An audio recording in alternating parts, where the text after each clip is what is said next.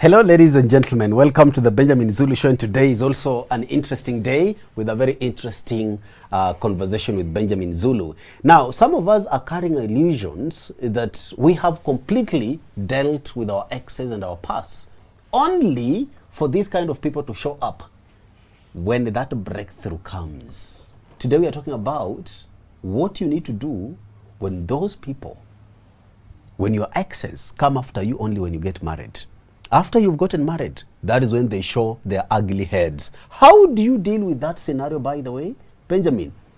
Hello, we are discussing this aspect of when you marry a person and you have done your own auditing and they have passed the test, but once you are now a couple, you see another side that you kept hidden. Mm-hmm.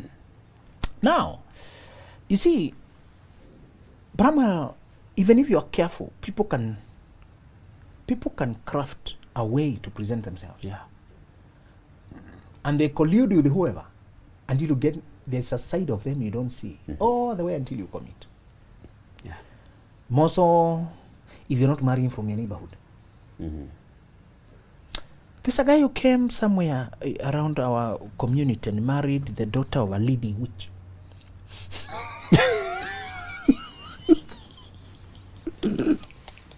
A publicly renowned. And the success of the trade. Not just a daughter. A success. Huh? It was after some whirlwind courtship. You know this whirlwind, you meet somebody somewhere quickly, and because you are determined, and military people are very notorious of that. They only have 3 weeks leave, and within that 3 weeks they should get married. I don't know. Somebody lands from England. their annual leave. They wanted to get married within that. Yes. You know? So the guy came within that whirlwind and money was poured and we were invited. Okay. And there are some places we don't eat. Got to witness. In the village we know. And if you eat, then if the witchcraft does not catch you, your mother's cane will be the witchcraft. If she gets wind, to wait there. Man, and I thought for a long time, what if I'm the guy someday in the future? Mm-hmm. I really thought for a long time. Because again, from another community, they traversed the country. You know, girls from my place are famous for making good wives. Yes. Don't just buy a tribal fame. Don't just buy the reputation of a community. Can you also check the individual? Mm. People are not the same. Yeah. My lecturer, the one who inducted me to this level, to scholarly world, when I joined masters. You know, it's masters where you begin to hear scholarly discussions. Mm-hmm. Undergraduates looks like we just all came. Mm-hmm. We all came. We are comrades. Job, joined admission board. And not everybody is after anything. Not everyone is serious. Does not always mean you must proceed. I was just saying those who have a scholarly leaning to their life, they usually see it clearly more when they go for advanced studies, graduate studies, that is masters and beyond. So my lecturer there was a doctor and a married woman and very balanced. She always identified herself as Dr. Mrs. in brackets. She always wanted to bring the family aspect.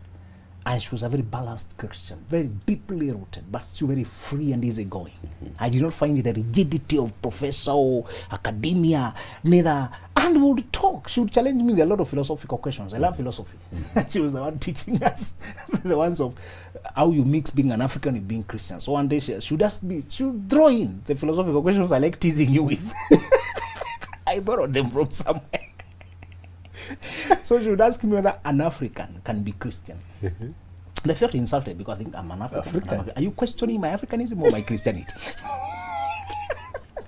And I would toss over the question for some weeks and she would ignore it. And only to realize later she was showing me that the traditions and culture of being African are two-way. There are those that are anti. They're just idol worship that are being clocked as culture. Mm-hmm. Like pouring libation, praying towards a certain mountain, subduing women, doing FGM on women and doing things. That's not culture. Mm-hmm. That's wrong. It's inhuman. It's anti-God when you study the God of the Bible. So she was showing me that aspect of being Christian that is very aligned with being African, the African cultural elements that allow you to still connect deeply with God. That's how you shall mix your philosophy of life. You shall blend what is biblical, what is Christian. Don't deny your roots. Maintain your names, for example. You maintain you are born in Africa to change it. So don't run away. Even if you run, you're going there to look for solutions. So show me, remember where your roots. You're placed there to give you acceptance. When you are here, you're not black, you're just African. But if you go abroad, you're black. Yeah. Have you been reminded by anybody that you're black today? No. They don't stare at you because you look like them. Try to go to Canada. It's the whites, when they come here, they are minority. Yeah. As here, it just showed me, remember your roots. God placed you there for purpose. But also remember which elements were incited by the enemy and ignorance of idol worship and which are anti-God, and reject them. Pick that which is congruent. So she was teaching me some of the balanced, how you balance. Now, if you, after you have searched and got this person and finally you do, and I hope you don't do whirlwind courtship. I came to conclude the mistake with that guy who married from my village, he did a whirlwind. Yeah. he rushed. He was in a hurry from some place to get a wife quickly. Cons depend on your speed, because when you're speedy, you're not careful. Yeah. You're shoddy. If you had taken time to learn and check the spirituality of the guy, he would have sensed, especially I told you about the peace of God. All right? So what if you have done your due diligence and you've done your thing, and then after you get married, you realize this person has another side they hid. Number one, Brahman, if you realize what they hid from you was conscious non-disclosure, if it was on purpose to omit that information, because had you known it, you would have made a different decision. Yeah. That is called dishonesty. That is called deception. When there's dishonesty and deception, even in commercial law, you are entitled to resign, to abandon the contract, and you're not obligated because you signed it under deception. In law, we call it material non-disclosure. If you refuse to disclose something that is important, that I should have known before I sign up, now I'm entitled to resign and say I'm not part of the contract anymore. Once I find it out. In fact, if I have incurred cost, I can sue you for damages. You deceived me. Until I invested.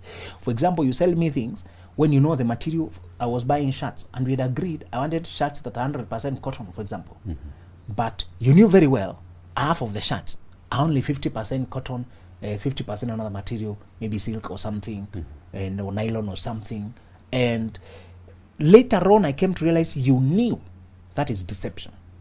People ask how much of their life should they reveal before we get married. People ask where is the boundary and how much shall they say I just do want to dig into my past, I have overcome that.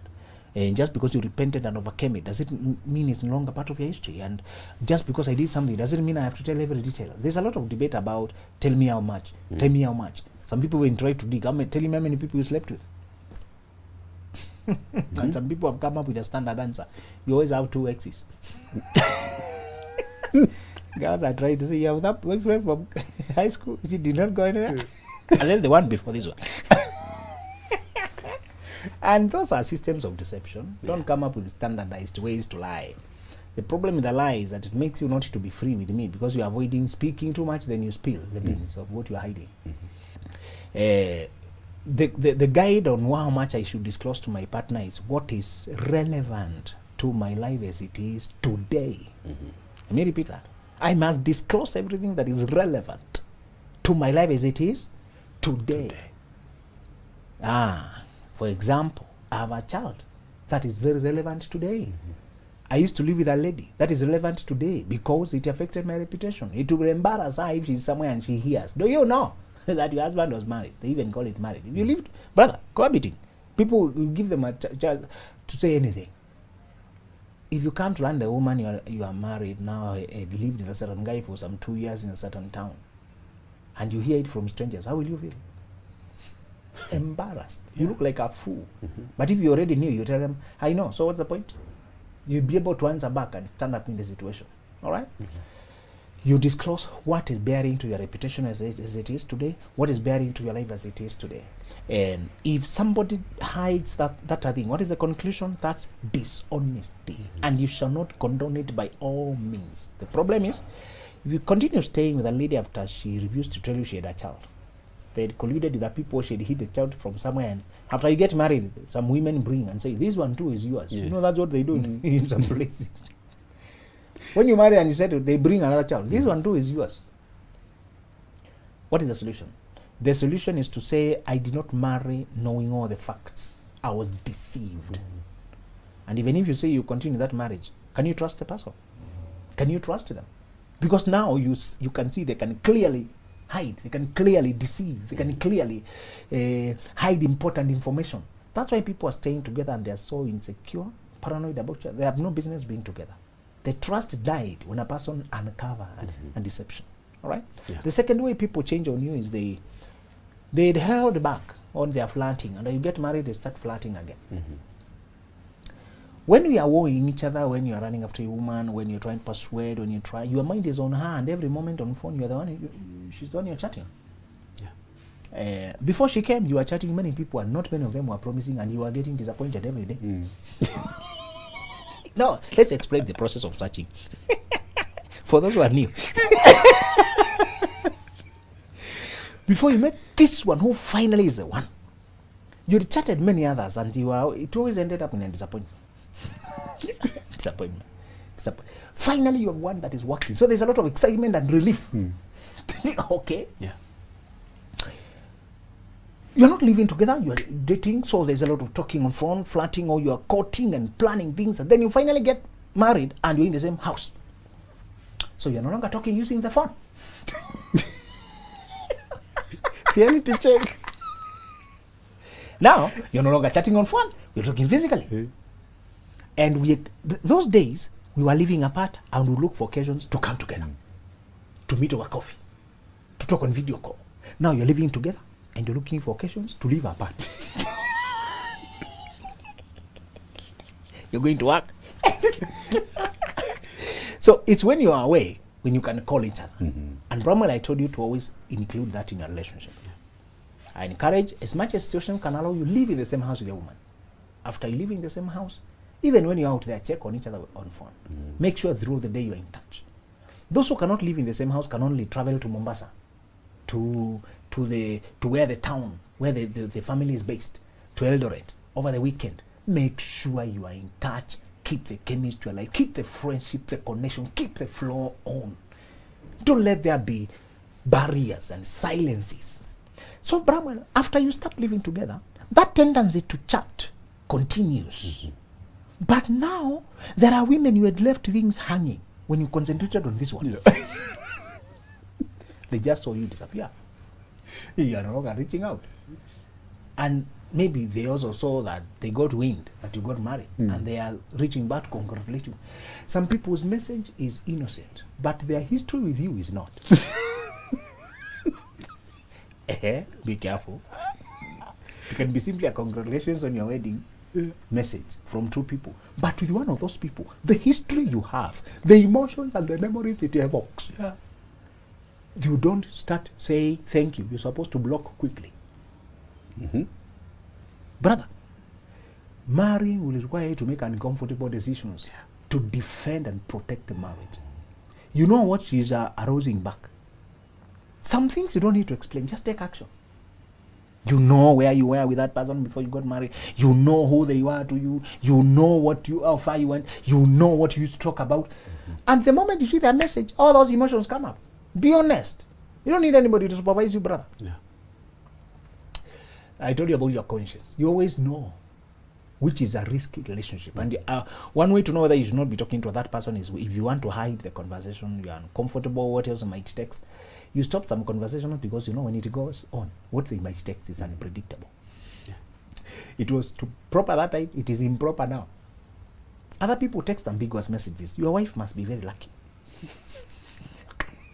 Ambiguous. So what is that? Is that an innocent thing? Or you must make a very good husband? Or is it saying, yeah, I find you handsome? What is it? So some messages are ambiguous, and you're not supposed to encourage that trend of thought. Affairs don't just start. They are entertained by these ambiguities and gray areas. And when they see that you are willing to chat on that kind, to chat on that level, when you marry, brother, and you are determined to keep safe, you are determined to do this to the end. You kill things at their beginning, at where they begin. That's when you cut it off.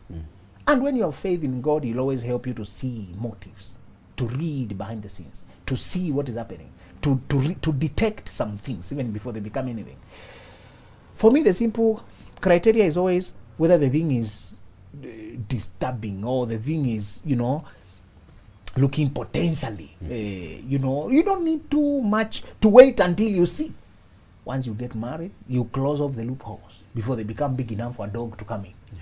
Yeah. All right. Now, the second, those who go back to flirting, you realize now she's talking to her exes or some guys out there in a flirtatious way.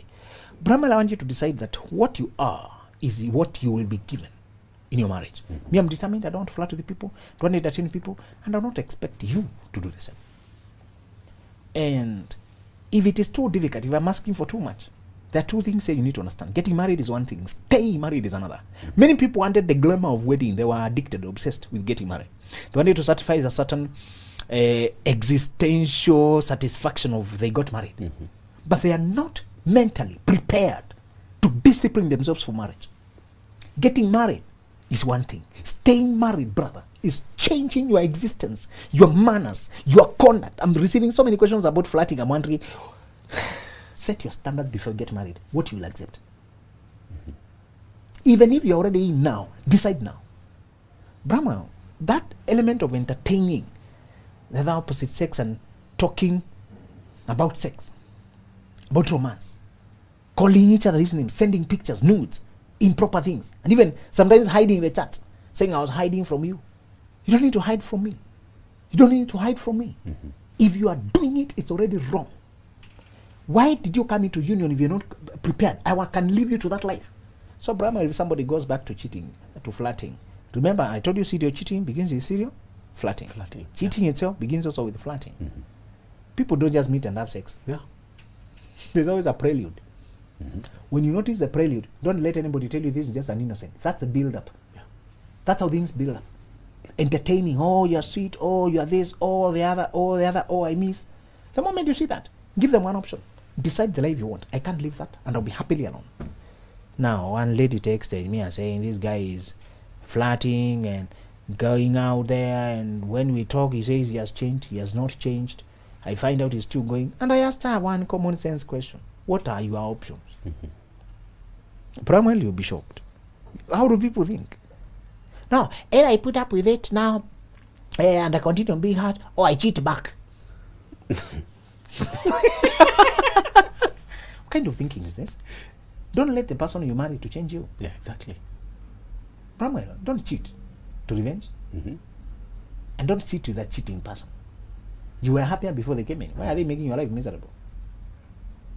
Again, if your marriage is not an improvement on your life, it's not worth it. If after you married, you did not get better, go back to how you were. Have it together. You wear a shoe and you pay the money for it, but you are more uncomfortable now, you need, than you were with the old one. What is better, surely? Brother, let's use some simple logic. You paid a cost to get this marriage. You changed your life. You accommodated a person. You are doing your part. You are meeting their needs. Now, you paid a cost. Until you paid your cost, you're getting something that is pinching you every day. You can't even walk straight. What is it for? Simply tell them this is not a good idea. I'm not interested. Let me remind you, Brahma, that your trump card is always breakup. If I can't be happy married, I'll be happy alone. I'll never be miserably married. People will always fear once they realize you are ready to happily walk out. They are depending on your, the things people say, I must stay married by all means. It is a women who are supposed to maintain marriage. Oh, my mother got divorced, I don't want to get divorced too. How my people are divorced? I'm fearing to be divorced. I don't want to follow that pattern. Never go to marriage with that mindset. She will take you to hell and back 7 trips. Probably if you get married swearing by your grandfather. You must give this marriage. Oh, the men of my marriage, I've always got a divorce. We have to make sure I don't get divorced. She will know. Thank you. Even people who are not bad, they can sense your fear and exploit. Even if they are not bad. You can marry a woman who is not bad. I told you people misbehave for 2 reasons. One, they have the DNA they have the genes or they have the character or the tendency to be selfish and unempathetic. They don't care how they make you feel. They're just selfish. Do what they feel. The people have that mindset. Others are naturally good people like us, but there are no boundaries. Yeah. You see how children test boundaries. They go touching this to hear whether there's whether it is wrong. And if this child is not bad, they are testing boundaries.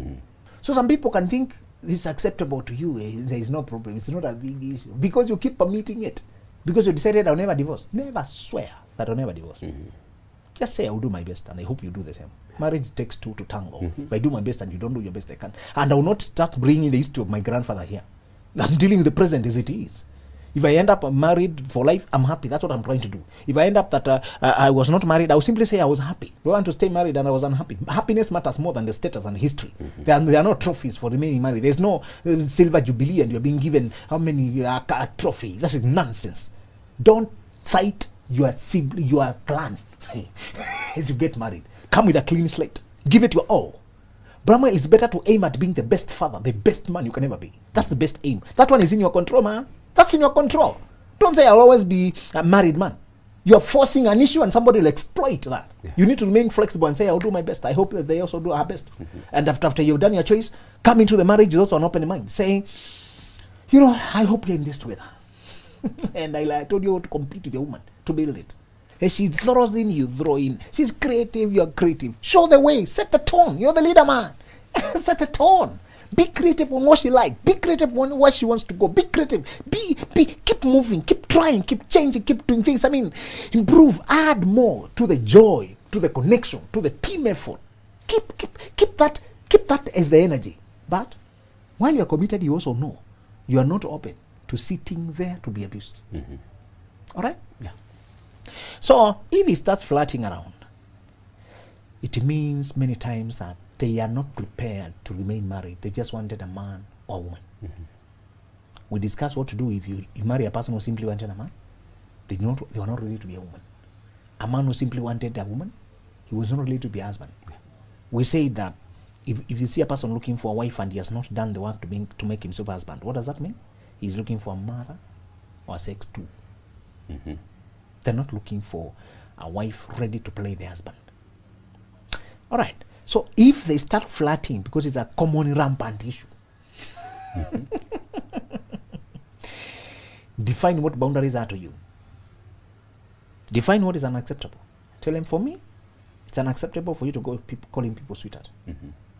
For you to chat and delete. What are you hiding? I'm not a child. Why are you deleting? Why are you locking your phone in so many passwords? Why are you stepping out to talk? Why are you saying, this kind of chat? It's unacceptable. I don't want it. And I'm not saying you must stop. I'm saying just choose whether you want me or that life. Brahman, you don't always force people to stop. That is too far. You must stop that. You must stop that. You must stop that. No. Maybe that's the life you want. I acknowledge. Yeah. It's possible. You prefer that. I'm not with you on that. If you're in that amount, make it plain and clear that choose that or our marriage. And I will accept your choice in whichever direction you go. It may hurt me that we must now end the marriage, but it will hurt me shortly than to sit here and I'm hurting every day. I respect myself more. The third thing people might change on you is money. You married her when she was not earning so much. And when she starts earning, she hides it. You have no clue. She even lies that she has no money. Yeah. Brahmel, a person who hides money, is not a team player. Money is not a small thing. It means they're not willing to bring their mind and their energy. Now, there are two things you need to understand. A lady who hides her own money and she doesn't bring it to your family would easily kill you for yours. She's greedy. She's selfish. Yeah. She's mean. Let's qualify that. What circumstances may be different. We are saying generally people who will not bring their money to the team, if they had a chance to take yours, they would. They would. Yeah. They are into money. You need a person who came here to play team. They came to do what? Play team. If they are not playing team, they're not right to be married to. If you hide your money from me, but you can lie naked with me in the same room, locked in the same room with the lights off and your eyes closed, which one is more risky? Lying with you? Exactly. If you don't trust me, if you can trust me enough to relax around me when you are naked in the dark with your eyes closed and room locked, True. what else should you be hiding from me? But if I never hear about your money. So these people, many of them have very ill motives. Those who hide and they pretend they did not get the money, they want you just to. So once you notice that they earn and they hide it, you are not safe, brother. You are not safe. Now, I'm not saying women must show us every coin. The idea is not for me to show you all the money I'm getting. Especially if whether it is regular income or irregular income.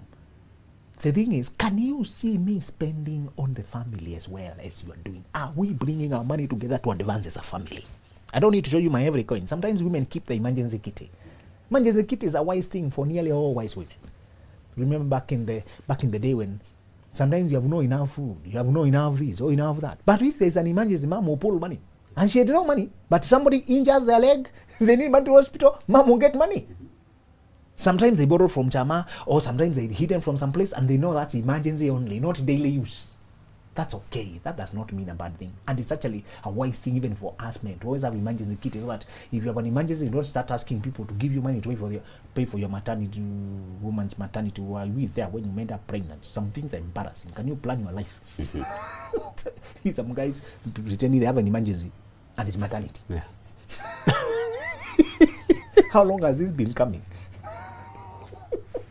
And it's not a complication. Sometimes the hospital bills can complicate. But this is a regular delivery. Something foreseeable. Okay. So do your own mathematics and have some emergency. We are talking about a woman who we may not save together in the same account. Some people save together. For me, my slogan I've always told, they ask me, how should we manage their money? When they ask that, they mean how should we save? Where should we deposit it? I tell them it's not depositing in the same account. Sometimes the money does not need to sit with us. When it comes, it goes to the needs directly. Some money does not reach home. Are we together? Yeah.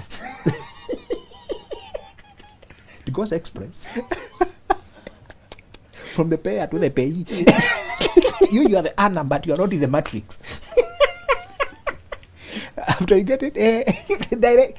When you're growing, sometimes you don't have surplus. So I tell them it's not about saving together, it's about spending together on the same needs, on targeting our money to the same issues, being open, knowing you're a team player. Marry a woman is a team player every day. Even if you married and she was not getting money, but now she's hiding it, or he is hiding it, is not including you, you are not a team. Yeah. Give a simple option. We can't live like this. If you want a loan, let us do it now. Split up, go live your own life. Can we build together or stop? Are we together? Yeah. The other thing that you may see the ugly side once you are in is that they may start collaborating with their people to hurt you, gossip you, talk about you, hide there, and they take the other side. Yeah. For example, her brothers don't like you and she sides with them. Her father doesn't like you. When your partner sides with her people against you, you're in the wrong marriage. This usually comes later. Earlier on, there was just, no. And you're not forcing your partner to take sides because you don't split them with your people, with her people. I don't want my wife to stop talking to her people. I told you there's a part of her life that was there before me. Those people brought her to the world. They have their relationship. I just want to know you have my back behind my back. Are we together? Yeah. Make sure your woman has your back when she's with other people. If you have evidence that she can badmouth you, one guy saw texts, the lady texting with her sister, saying where she married, it's a family of useless men.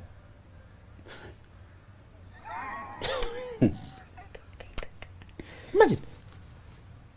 And now she's telling me as if it's a trivial thing. You know, my husband discovered when I was talking with my sister, but that guy did the right thing. I can never live with you when I know you call me a useless man. Yes. Brahma, when you're with your people, defend your woman. Make sure your relationship is about you and your mother. Your wife must never be a topic. Never be a topic of discussion. Talk with your sisters, talk with your... Have a life the same. When you meet, catch up. But your family, it's not an area of discussion. When it comes to your private family affairs, even if they wanted you to make a decision, tell them, go consult with my wife and I'll tell you. That's how you hide. You block, keep them off. Without that level of Brahma, you compromise on the issues we are described, you will always have problems. Later on, we'll discuss about when children come. You may realize your own children, the partner is pulling them. Or if they came with one child, they are pulling them against you. Or if you, something, a dynamic now coming from inside. This is a discussion you have with them. And declare your stand. And say, I want us to raise this kid. If I punish them, and you come to say, to reward them because I punished them, as if you are soothing them, saying, portray me as the bad one, we will lose the child in between.